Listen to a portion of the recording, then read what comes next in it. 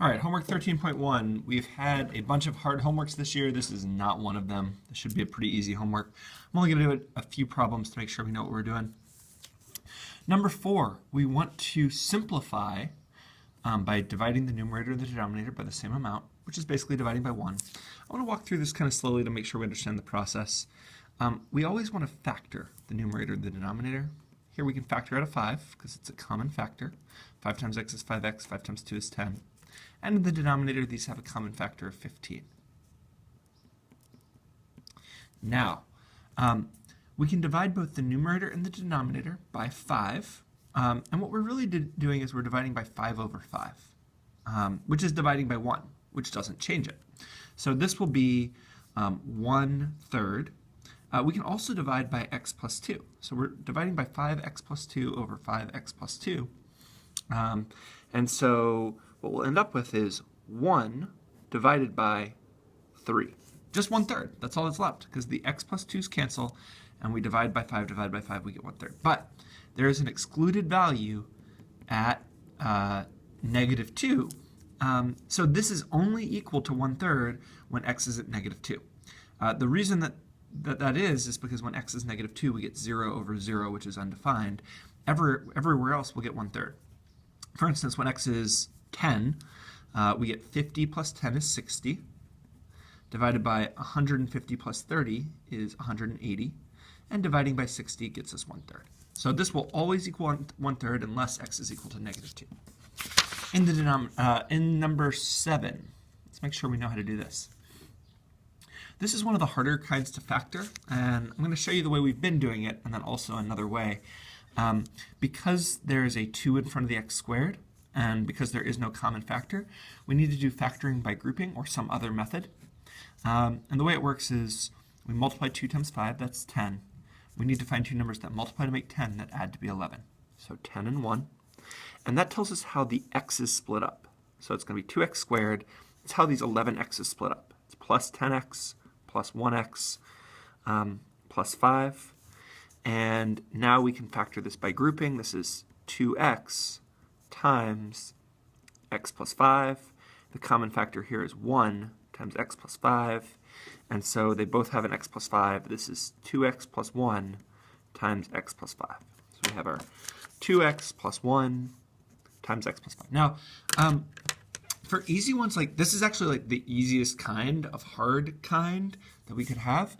And I want to show you another method of factoring this in case you've never seen it before, which works really well for easy numbers like 2, which only have one possibility of multiplying it, 2 times 1. And when the other number is like 5, where there's only one possibility of multiplying it, like 5 times 1, which is that we know it has to be 2x times x, because that's the only way to make 2x squared. And now we just have to figure out where the numbers go here to make it work out. Well, the only way to multiply to make 5 is 1 and 5, or it might be 5 and 1. And they aren't the same because when you distribute, you'll get different numbers of x's. So for instance, if I put 5 and 1 right here, we'll get 2x squared, we'll get the 5. The question is, do we get the right number of x's? This is 5x's, 2x's, and that would add up to 7x's. 2x's plus 5x's is 7x's. Whereas the right answer is we need to put 1 here and 5 here, and that'll make us have 1x plus 10x, that's 11x. And so when the numbers are really easy, you can just guess and check, and it's a lot faster than doing factoring by grouping. But that's just a method. There's lots of ways to do these things. This is the difference of two squares. And now we can divide. We can divide by x plus 5 and x plus 5, and so what we end up with is 2x plus 1 divided by x minus 5, but we need to make sure we state x cannot be -5, because when x is -5, we get 0 from this thing we canceled out. We could also say x can't be 5 either, because x is 5, we're dividing by 0 as well. All right, let's do one multiplying one. Let's do number 12. No, let's do number 13. I don't know. Yeah, let's do number 12. Number 12. This is multiplying. It's a whole number times a fraction. To multiply a whole number times a fraction, we turn the whole number into a fraction by turning it to dividing by 1.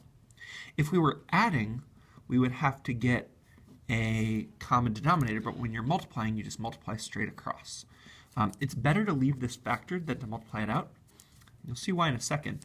When you multiply straight across. It's x plus 2 times 5x plus 3 divided by 1 times 3 is 3 times x plus 2. And then just like before, we can divide both by x plus 2. So 5x plus 3 over 3, comma, x cannot equal negative 2 because that's where the whole is. At the very beginning, we could have used a shortcut, which is that multiplying and dividing are inverses of each other. And you'll notice we end up with the same answer left over.